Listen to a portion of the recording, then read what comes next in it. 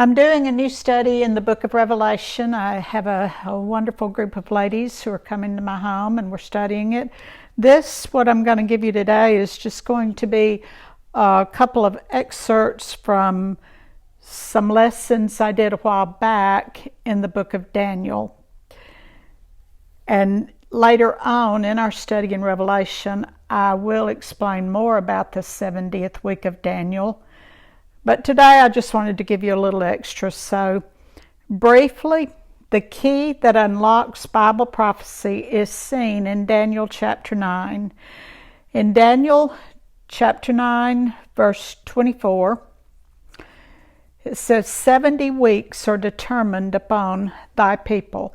That's Daniel's people, the Jews. The word weeks is used like our word dozen is used, except it means 7. The word week is like our dozen, which means 12 of something. It can be 12 of anything. So the Hebrew word that is translated weeks means 7 of anything. And the context in Daniel chapter 9 is speaking about years, so we know the word weeks is talking about years. So it says, 70 weeks are determined upon thy people and upon thy holy city to finish the transgression and to make an end of sins and to make reconciliation for iniquity and to bring in everlasting righteousness and to seal up the vision and prophecy and to anoint the most holy. So 70 weeks of years are determined upon your people. That's 490 more years of Jewish history. God's prophetic calendar, however, only includes the time when Israel is in favor with him, when they're following him. There have been 4 cycles of 490 years each in the history of Israel. 70 times 7 equaling 490 years. The church age that we're now in is a time gap, and we're waiting for the last week of Daniel's 70 weeks to begin. The count stopped for them during the 69th week when they had their Messiah crucified. And I'm comparing this to a clock and getting ahead of myself. But the clock quit ticking and will not resume until the church is raptured to heaven. So the church is like a parenthesis in God's prophetic calendar for Israel. It was all about Israel, and then we got 13 books squeezed right in the middle there that are the church, Paul's letters to the church specifically. He wrote Hebrews 2, making 14, but Hebrews has some transitioning to the tribulation period in it. So I'm just going to say the books of Romans through Philemon are all specifically for the church. In those books, we see that we are saved by grace through faith alone in Jesus Christ alone, in his finished work alone. That is how we're saved during the church age. During the Old Testament, the Jewish people were saved by faith and works. They brought their sacrifices. They kept the commandments. If they didn't, they had to make sure they got that sacrifice to the temple. And it was faith and works. During the tribulation period, it's going to go back to faith and works. And I've got to get back onto what I'm talking about now because I'll get way, way off subject. Okay, we'll talk about that more in the class as it goes on.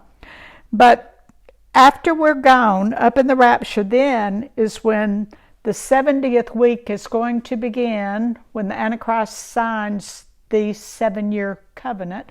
It's going to begin, and the clock is going to start ticking again for Israel. They're going to be in that 70th week, and it will be the last 7 years of their history on earth. That will be Daniel's 70th week, also known as the 7-year tribulation period, also known as the time of Jacob's trouble. The church was still future when Gabriel is giving Daniel this prophecy. The Old Testament prophets didn't know about us. We, the church, we were a mystery until revealed to the Apostle Paul. The rapture was a mystery until revealed to the Apostle Paul. So the 70th week prophecy of Daniel, it is all about Israel. The church has not replaced Israel. Now, each time Israel turned from God, he withdrew from them. He let them go on their own way after many, many wanderings that they needed, after many wanderings and many warnings from God that they needed to stay close to him for their own sake, for their own protection. But they were stubborn and wouldn't listen, so he allowed them to go on their own way until they saw they could not make it without him. They would come to their wits' end, and then they'd cry out to him in their distress, and he would take them back and make their storm calm. He does that for us too, except we Christians today still have his Holy Spirit in us. He doesn't leave us. He's there forever, and he's there, and he helps us back up. And he will keep on tugging and tugging and tugging until we get ourselves back up and get in a right relationship with him. But still, there's a lot of times we cannot feel his presence when we're going out on our own stupid way. This happened over and over with Israel. They didn't keep the promises they had made to God, but God always keeps his promises, even when we don't. In Israel's history, there are 4 cycles of 490 years each. These are periods in Israel's history when they were in a good relationship with God, when they were following his ways, and he was dealing with them as an obedient nation. Each of these 4 periods now, they were longer amounts of time than just 490 years. But the 490 years are the years within each period of time that God looked on them with favor, and they were following him obediently. So get a picture in your mind of a night when the power goes off and the clock stops ticking. When the power was reconnected, that clock picked up right where it left off. So each time during the history of Israel, when the nation turned from God, their power went out. God quit helping them. The time clock for them quit ticking. But when they turned back to him, they got their power back. The clock resumed the count where it had left off.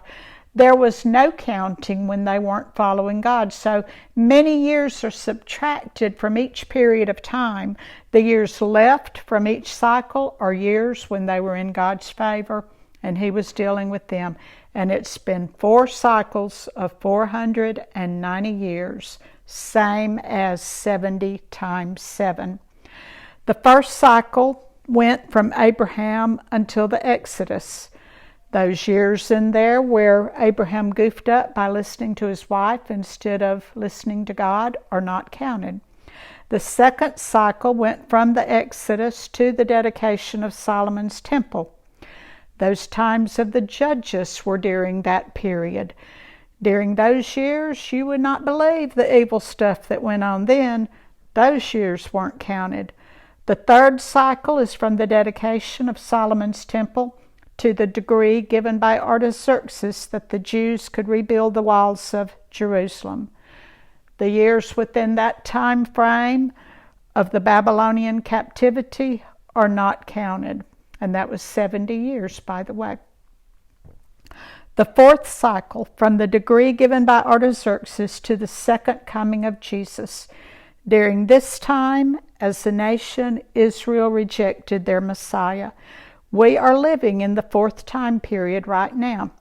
But when Israel had their Messiah crucified, the clock for them stopped ticking at 483 years, which would be the 69th week of this 490-year cycle. The Lord then turned from the Jews to the Gentiles, and the church age began. The power went out for the nation. The clock quit ticking and will not resume until the church is raptured to heaven and the Antichrist signs a 7-year covenant with Israel. God will then turn his full attention back to the nation of Israel once we're in heaven with him.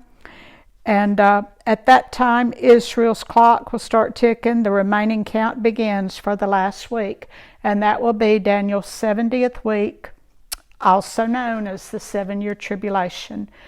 Now, knowing about these cycles of time in which Israel was out of fellowship with God and these times in which God kept on forgiving them gives us new insight as to the response Jesus gave when asked by Peter in Matthew 18:21 through 22, Lord, how often shall my brother sin against me and I forgive him? Till 7 times? Jesus saith unto him, I say not unto thee until 7 times, but until 70 times 7. Until 70 times 7. God has just kept on and on and on forgiving. Although turning from him, getting away from him is not without consequences. But what Jesus is telling Peter is that we are to go right on forgiving people like he does. 70 weeks are determined upon thy people. Thy people are the Hebrew people, Daniel's people, the Jews, Israelites. The 70 week is about the restoration, the perfection, the completion of them. There is no purpose for the church in this tribulation week. This is true because the entire 7 years of the tribulation are part of the 490 years God has set aside for achieving his purposes among the Jewish people. 70 weeks are determined upon thy people. The rest of the prophecy in Daniel 9:24 through 27 just gives detail for the whole history of Israel until the Messiah comes again. I mean, it gives the history or future history back then of when Jesus came the first time, and it also goes on to when he comes the second time. God's plan for Israel is unfinished at this point in history. When Jesus comes and takes us home at the rapture, those last 7 years will be the 70th week of Daniel and will complete his plan. He'll be getting Israel ready for their king and ready to enter the land promised to them way back since Genesis chapter 12. So I hope this helped you. To my ladies who may be listening, you can get your questions ready for me for next Tuesday. But I may say, okay, y'all just go home and listen to those Daniel studies. So I hope this blesses you, and I hope you join us again with our study in Revelation.